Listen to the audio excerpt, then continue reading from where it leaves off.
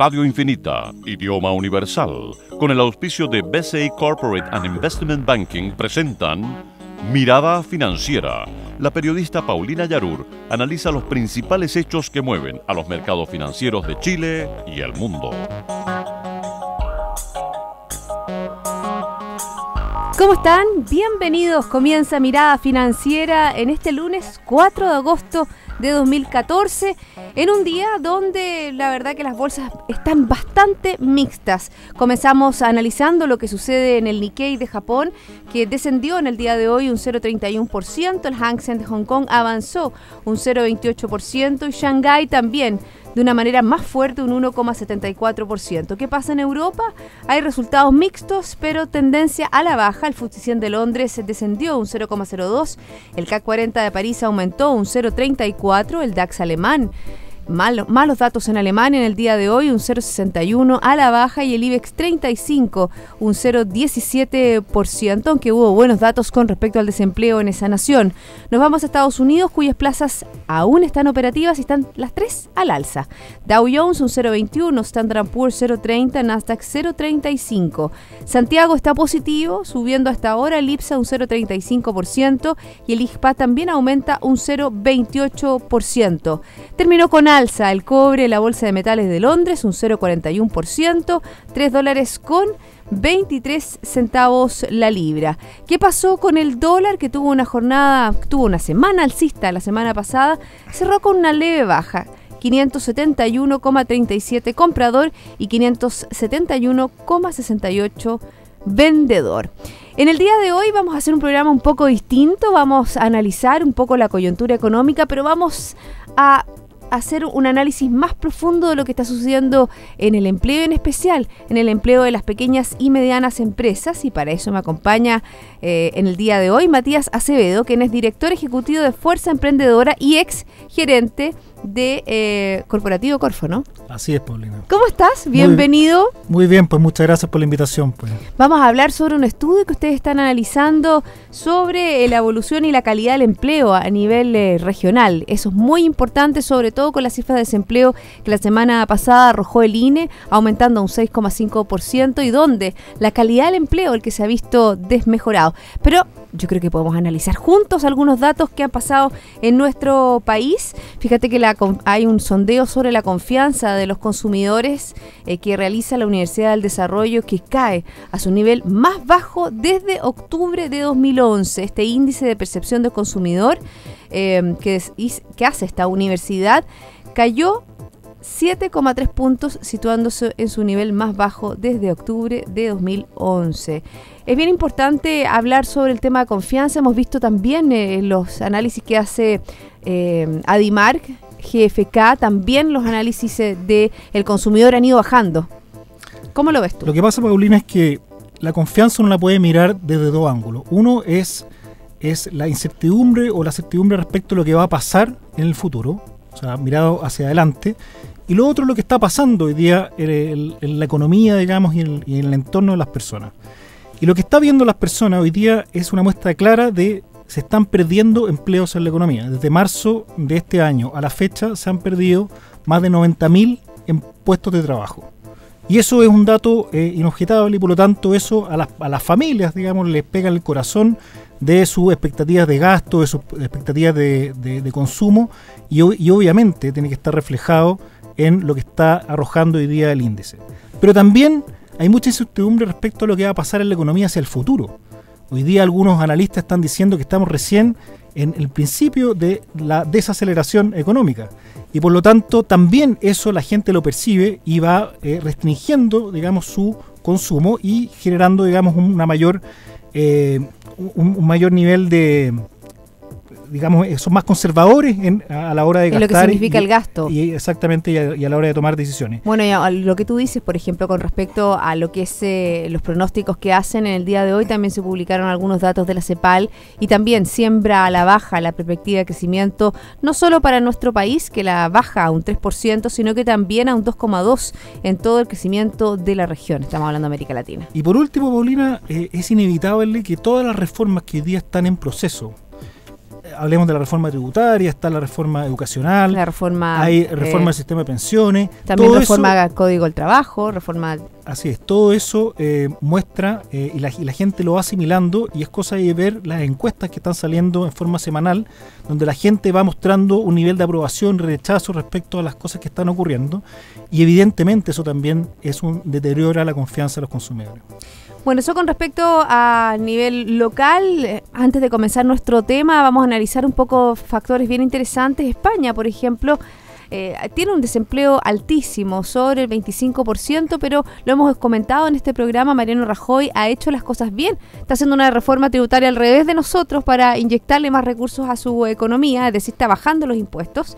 Y registra la menor cifra de desempleo desde que asumió su gobierno. Es un espaldarazo bien importante, bueno, todavía, ¿no es cierto?, 4,4 millones de desempleados, una cifra obviamente que muy, muy importante en España. Y en ese sentido, Paulina, está confiando mucho en los emprendedores, porque ellos saben que son los emprendedores, las empresas nuevas, las principales generadores de empleo en la economía, y por lo tanto está impulsando políticas públicas para generar más oportunidades y de alguna manera emparejar la cancha para que los emprendedores puedan crecer y desarrollarse. Y eso está obviamente rindiendo sus frutos hoy día en España, y está mejorando obviamente las perspectivas de empleo futuro. Bueno, en la zona euro la verdad que las cosas están complicadas. Esta semana España es como una luz de esperanza, porque la verdad que, por ejemplo, en Portugal la Comunidad Europea autoriza nuevamente el plan para estabilizar las finanzas del Banco Espíritu Santo. Vimos cómo la semana pasada teníamos un riesgo bastante importante en la banca de la zona euro con respecto a este banco, y obviamente que es muy importante el espaldarazo, ¿no es cierto?, que le está dando la Comunidad Europea para que Portugal, ¿no es cierto?, detenga, ¿no es cierto?, la caída a pique que estaba teniendo esta institución financiera. Y la verdad que también este jueves va a haber reunión de política monetaria de la zona euro. El Banco Central Europeo a lo mejor va a tener que mover algunas fichas, porque Matías, la verdad que los impulsos que ha otorgado no han logrado frenar este proceso bien una palabra difícil, deflacionista o deflacionario que está viviendo la zona euro, y obviamente que incluso el presidente de Francia, François Hollande, está advirtiendo, ¿no es cierto?, insta, ¿no es cierto?, pide a Alemania tomar más cartas en el asunto. Sabemos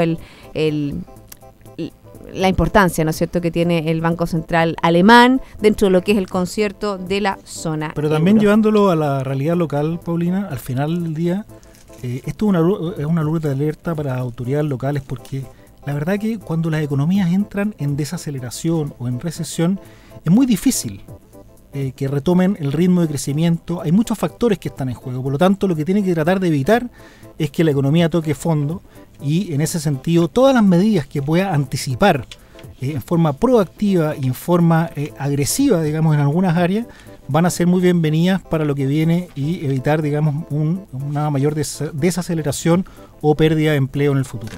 Bueno, ahora sí vamos a conversar, Matías. Estamos conversando con Matías Acevedo, director ejecutivo de Fuerza Emprendedora. Yo le pedí a Matías que, por supuesto, antes de entrar en el tema por el cual lo invitamos, me tenía que acompañar, ¿no es cierto?, en el análisis de la coyuntura económica, los datos más importantes que ha pasado en el día de hoy. Pero ahora vamos a un estudio que han sacado ustedes que es bien interesante.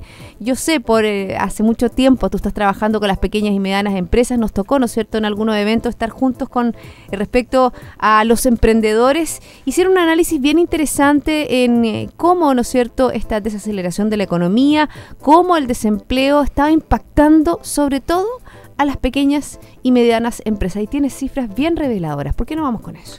Así es, Paulina. A ver, en primer lugar, ¿por qué es interesante analizar las cifras de empleo del INE por tamaño de empresa? En primer lugar, porque las empresas más pequeñas son las principales generadoras de empleo en el país. Y me atrevería a decir que también son las empresas más jóvenes las que son generadoras de empleo.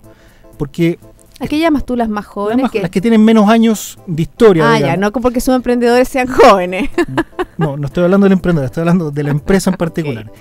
¿Y por qué hago esa diferencia? Porque también hay empresas grandes que son generadoras de empleo importantes, sobre todo las empresas que tienen alto potencial de crecimiento en etapas muy tempranas, ¿correcto? O sea, no solamente podemos atribuir la mayor demanda de empleo a las empresas pequeñas, sino que también hay un tema de la antigüedad, que también es un estudio que hicimos en su momento, que lo estamos actualizando, así podemos hablar más adelante. Pero además, porque estas son las empresas que son las primeras en recibir los efectos de la desaceleración de la economía. Fíjate que ahí hay una cosa bien importante. Quiero un poco entregar a ciertos datos de lo que tú estás conversando. Dice que durante los últimos 4 meses del año, de estos 4 meses, se han perdido 71.000 empleos en pymes. Es decir, 8 de cada 10 de los empleos que se han perdido fueron en pymes. Eso es muy, muy importante. Así es. ¿Sabes por qué? Una de las cosas que ocurre es que las pymes, la gran mayoría de las pymes son importantes proveedoras de empresas grandes. Por lo tanto, están al principio de la cadena de producción. Y son las primeras en resentir los efectos de una mayor demanda futura, digamos, un poquito más baja, digamos, o desacelerada. Y en ese sentido, son las primeras en ajustar su operación. Y por lo tanto, lo que estamos viendo hoy día, que justamente durante los últimos 4 meses del año, de los 90.000 empleos que se han perdido en la economía, 71.000 corresponden a empleos que entregan las pequeñas y medianas empresas. En esta separación, en general en Chile se define a las pymes por tamaño de ventas, digamos, por monto de ventas. Hasta 100.000 100.000 UFs.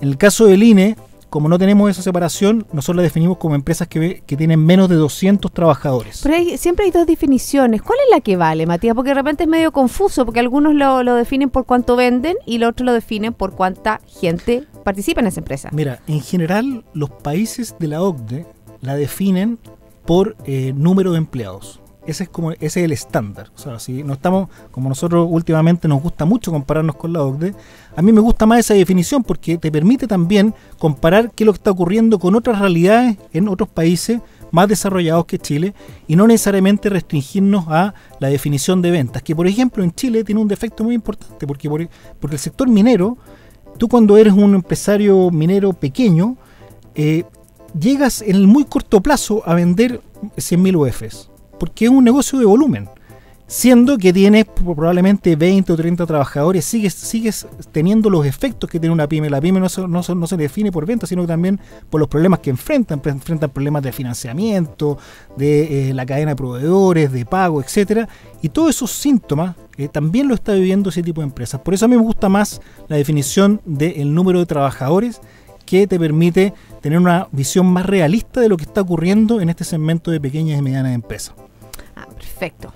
Y hablemos también en el tema regional, porque en el estudio que ustedes hacen no solo miran, no solo hacen como un desglose de cuáles son las regiones en las cuales se ha perdido más empleo, también hace un desglose que me interesa mucho también si son mujeres u hombres.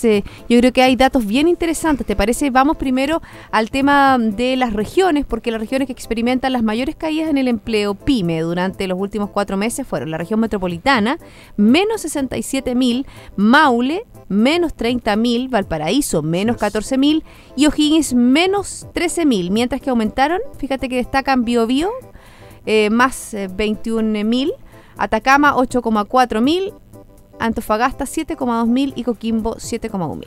Mira, primero me voy a hacer cargo del dato de Biobío porque es bien interesante. Estuve hablando con la coordinadora de Biobío, María Jesús Arteaga, y ella me decía que la verdad que en Biobío efectivamente hay sectores que están hoy día moviendo gente de empresas más grandes a empresas más pequeñas, pero en el neto es difícil con los datos del INE poder sacar una conclusión al respecto. Pero sí, del resto de las regiones se puede, por ejemplo, evidenciar, digamos, que la desaceleración sí está afectando más a la zona centro del país, y en la zona norte hay un sector que la minería que viene cayendo ya desde hace un tiempo atrás, y que también está moviendo gente desde las empresas más grandes a las empresas más pequeñas. Y en ese sentido, eso explica por qué en la zona centro del país está cayendo más el empleo que lo que está ocurriendo en la zona norte del país. Entonces, en ese sentido, te diría que eso es lo que podemos hacer hoy día con las cifras del INE. Ojalá podamos ir teniendo, en base a este estudio y cifras que vayan saliendo, como por ejemplo el INACER, que se publica el próximo mes. ¿Qué es lo que el INACER? El índice de crecimiento pero básicamente lo que mide es el crecimiento en las regiones, o sea, por región. Entonces, lo que nos dice cómo está la actividad económica en cada una de las regiones del país. Fíjate Si tú lo cruzas eso con las cifras de empleo, vas a poder ir sacando mejores conclusiones respecto de lo que está pasando en la región. Fíjate que con respecto a lo que estamos hablando, estuve leyendo hoy día, no tengo la cifra exacta, lo voy a buscar en la pausa, cuando hagamos la pausa, pero sí que la creación de nuevas empresas también ha ido bajando en el último tiempo. Hay 3 mediciones y hay 3 consecutivas que van a la baja. Así es. Y eso, la verdad que es bastante evidente. Cuando la economía se empieza a desacelerar, las primeras que dejan de entrar al mercado son los nuevos emprendedores. Digamos. ¿A qué van a entrar? Si no existe menor demanda por bienes y servicios y por lo tanto tienen menos incentivo a impulsar nuevos emprendimientos. Fíjate que mañana va a ser un día bien importante porque mañana se conoce el IMASEC de junio y la verdad que eso a lo mejor confirmaría, ¿no es cierto?, un IMASEC que va entre los más pesimistas en 1,6 y los más positivos en 2,2 y la verdad que eso es bajito. Y lo segundo también, Paulina, respecto a eso, que los emprendedores también tienen problemas de acceso al financiamiento y eso ustedes lo saben y lo hemos conversado muchas veces. Pero en épocas de crisis esos problemas se exacerban y por lo tanto son los primeros en salir del sistema financiero. Y eso también explica por qué se están creando menos empresas. Si tú tienes menos demanda por tus bienes y servicios y además cuando vas a pedir financiamiento tienes menos posibilidades de financiamiento, no solamente estoy hablando del sector de intermediarios tradicionales, bancarios, estoy hablando también de inversionistas privados que hoy día están menos asiduos, digamos, a tomar riesgos porque la economía porque ya es un sector riesgoso y la desaceleración, ¿no es cierto?, amplifica ese efecto. Y por lo tanto, ¿por qué te hago ese punto? Porque también es interesante que podamos analizar qué cosas se podrían hacer para poder paliar estos eventuales efectos que va a tener el menor crecimiento en las pequeñas y medianas empresas. ¿Te parece justo momento del corte para analizar, ¿no es cierto?, cuál es la proyección que tenemos a partir de estos datos? ¿Qué se puede hacer? Porque no es importante no solo mirar el vaso medio lleno, sino, ¿cierto? No, ¿cómo es? El vaso medio vacío. Siempre digo los dichos pésimos, sino que también el vaso medio lleno. Matías, hacemos una pausa, ¿te parece? Y yo antes les quiero comentar que en sus decisiones financieras, BCI Corporate and Investment Banking está junto a usted con un modelo de atención integral único que aporta valor y una ejecución distintiva. Sentémonos a conversar. Ya volvemos con más Mirada Financiera.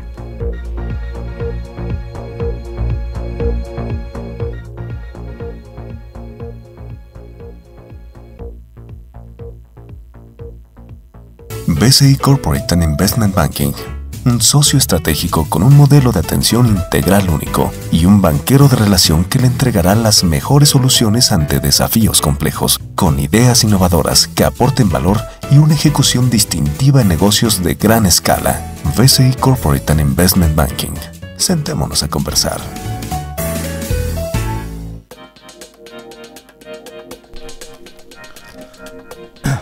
Ya estamos de vuelta aquí en Mirada Financiera conversando con Matías Acevedo, director ejecutivo de Fuerza Emprendedora. Matías, antes de ver las proyecciones o lo que se puede hacer, ¿no es cierto?, para mejorar la situación de los emprendedores, ¿cómo hacer una medida contracíclica, como dirían los economistas? ¿Qué pasa con el empleo femenino? ¿Qué pasa con las emprendedoras que también dentro de la destrucción de empleo han tenido un impacto bien importante? Así es. Mira, básicamente lo que ha ocurrido ahí es que las mujeres hoy día representan de las pymes cerca del 40% del empleo total que se da en las pymes. Y en general las mujeres se incorporan, tienen una mayor volatilidad, digamos, en el mercado laboral, digamos, por distintas razones. En la medida que existan más oportunidades y más flexibilidad, obviamente se están incorporando más.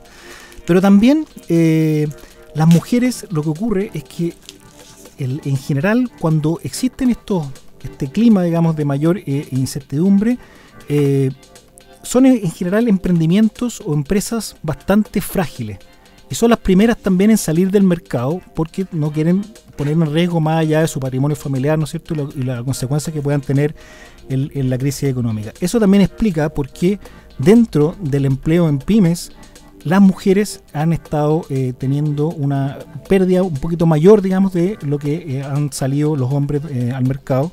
Y también eso ha llevado a que algunas de ellas se muevan a lo que se llama el autoempleo, digamos, que es básicamente que ellas puedan realizar su emprendimiento desde su hogar, digamos, o desde de un lugar más cercano para poder compatibilizar las funciones del hogar, la familia, etcétera, y tener algo que siga contribuyendo al hogar, digamos. Y eso también lo exige, por ejemplo, los datos que cuando uno ve que en el fondo el empleo asalariado es el que ha bajado y ha aumentado el empleo por cuenta propia, como tú dices, es decir, que se puedan adecuar a las cosas de la familia, que también se puedan adecuar a lo mejor una cosa más part-time, son elementos que también están arrojando las cifras de empleo y que muestran una mirada distinta. Claro, se han perdido, de empleos asalariados, se han perdido 140.000 empleos en los últimos 4 meses, de los cuales 110.000 empleos corresponden a empleos en pyme. Y el empleo asalariado mide la calidad del empleo, es un empleo que tiene un contrato, cotizaciones, etcétera. Y por lo tanto hoy día hay menos personas en el mercado laboral, pero las que están en peores condiciones, en condiciones más vulnerables. Y eso finalmente termina afectando a las mujeres y hombres de clase media y baja del país, digamos. Ya, tenemos una situación que no es la mejor. ¿Qué se puede hacer? Porque yo creo que me imagino que hay propuestas para hacer un mejoramiento que va desde la base de la descentralización de nuestra economía. Yo creo que eso es muy importante, a lo mejor poner un mayor hincapié en lo que pueda suceder en distintas regiones. ¿Cómo lo ven ustedes? Porque en el fondo el movimiento que tú estás liderando es precisamente eso, es buscar líderes emprendedores en las distintas zonas de nuestro país, en las distintas regiones, y que ellos sean como potenciadores un poco de lo que se está tratando de revertir en el fondo, que ellos comiencen a generar estas medidas contracíclicas. Así es, mira, yo diría que uno de los principales aspectos o problemas que van a enfrentar las empresas pequeñas durante los próximos meses va a ser el acceso al financiamiento. Y eso no cabe duda. O sea, el acceso al financiamiento, según la última encuesta del Banco Central, en pymes hay una menor oferta. Y eso es un dato entregado por esa encuesta. Y cuando las empresas tienen problemas de acceso al financiamiento, empiezan a bajar o ajustar su nivel de operación y terminan, ¿no es cierto?, perdiendo puestos de trabajo o desvinculando gente. Y por lo tanto, yo centraría los esfuerzos en medidas que permitan al menos mantener, porque aquí también hay que ser realista. Si tenemos una economía que está generando menos demanda por bienes y servicios, va a ser muy difícil poder reactivar esa demanda en el corto plazo. Pero al menos queremos que las empresas que hoy día están operando puedan mantener un nivel de operación, puedan reprogramar su pasar la tormenta, como se dice. Pasar la tormenta de buena forma. Y por lo tanto, por eso digo que al menos mantener el acceso al financiamiento para poder tener un alivio adicional y pasar este ciclo negativo, creo que pueden ser medidas importantes. ¿Y fíjate que en eso, en ese tema del financiamiento que tú dices, es una tendencia en el fondo que ya comenzó y se detectó, ¿no es cierto?, cuando se creó esta tasa máxima convencional. Lo dijimos varias veces en los programas que incluso, por ejemplo, gente ligada a la banca decía que eso iba a generar una desbancarización. Yo he visto entrevistas a varios gerentes generales de distintos bancos hablando un poco de eso. O sea, obviamente que para un pyme, las condiciones de acceso, ¿no es cierto?, son más riesgosos que una empresa grande.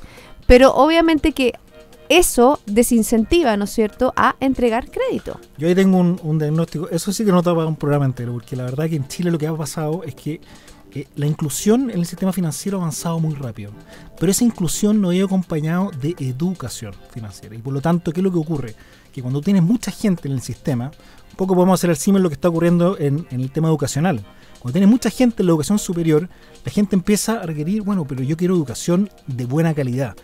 Lo mismo ocurre en el sistema financiero. Yo quiero acceder, pero a plazos largos, a tasas bajas, etcétera, cuando la verdad que la realidad no les permite por otras razones que son el acceso a la información que entregan. Si tú tienes mejor información, probablemente te van a poner a evaluar mejor. Bueno, eso es bien importante, y lo que yo he conversado con varios analistas muchas veces, uno de ellos siempre, Alejandro Alarcón, siempre habla de este tema, porque para él es clave, me dice, cuando se transparentan, ¿no es cierto?, las cifras, ¿cómo se llama? Se me olvidó.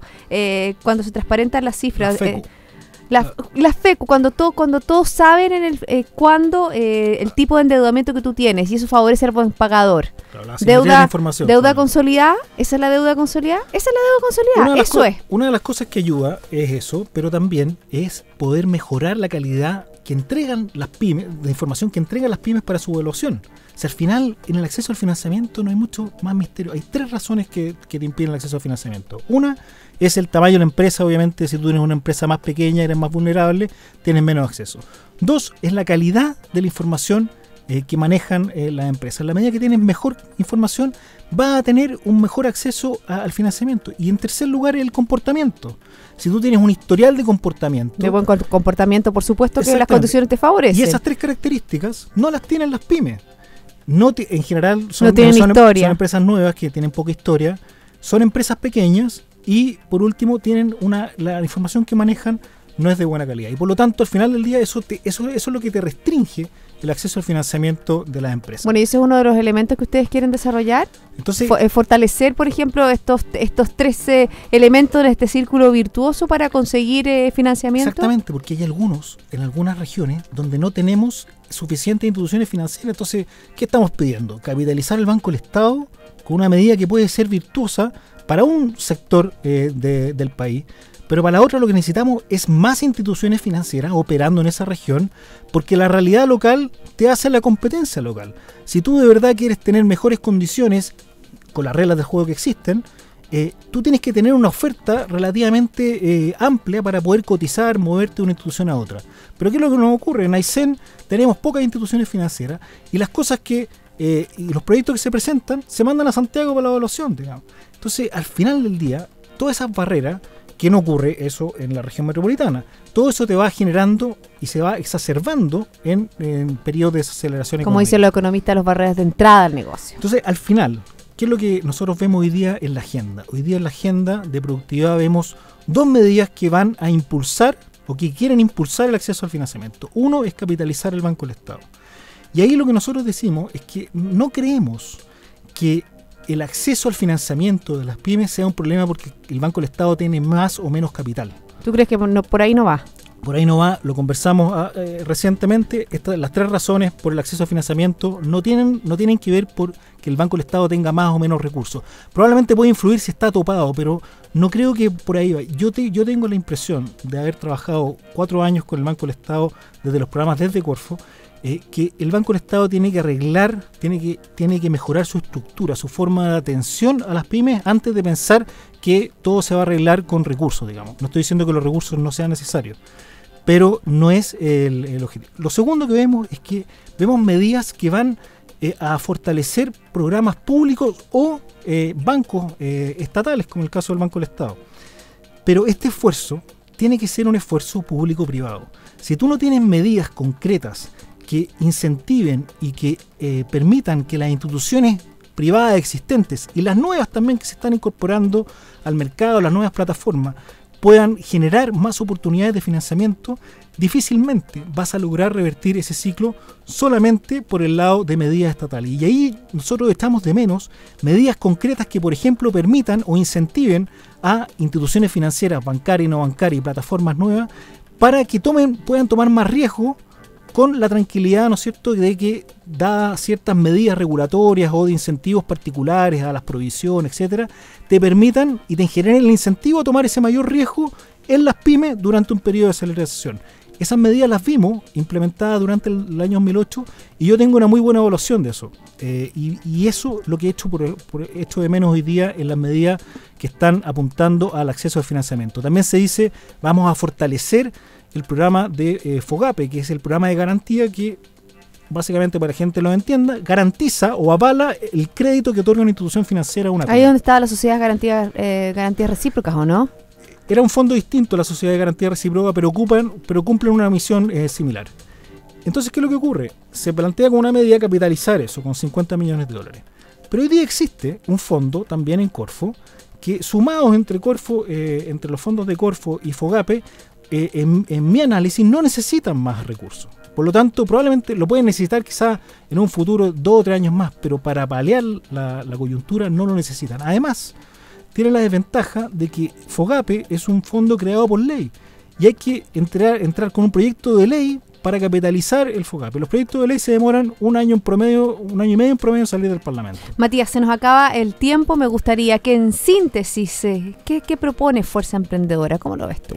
Nosotros proponemos hacer medidas valga la redundancia, a la medida de las regiones, en particular promover el acceso al financiamiento, aumentar cobertura en las regiones donde hoy día tenemos poco acceso, aprovechar estas nuevas plataformas para poder entregar más acceso al financiamiento donde las plataformas o las instituciones tradicionales no pueden llegar, y también promover medidas concretas para que el sector privado que está apoyando el financiamiento de las pymes, puedan también apoyar a este mayor financiamiento y a revertir la situación de la desaceleración que está viviendo la economía y que está generando que las pymes empiecen a ajustar su tamaño de operación, con el efecto inevitable en el empleo en la economía.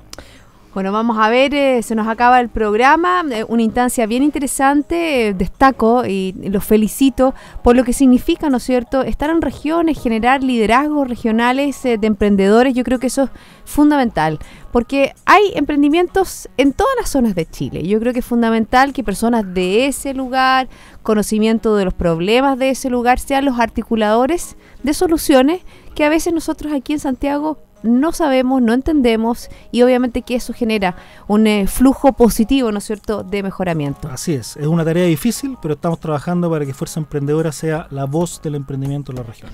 Bueno, muchas gracias, Matías, por haberme acompañado en el día de hoy. Matías Acevedo, el director ejecutivo de Fuerza Emprendedora. Se nos acaba el programa. La invitación para todos ustedes es a continuar en compañía de Radio Infinita. Nos reencontramos mañana a las 2 para seguir dando una mirada financiera.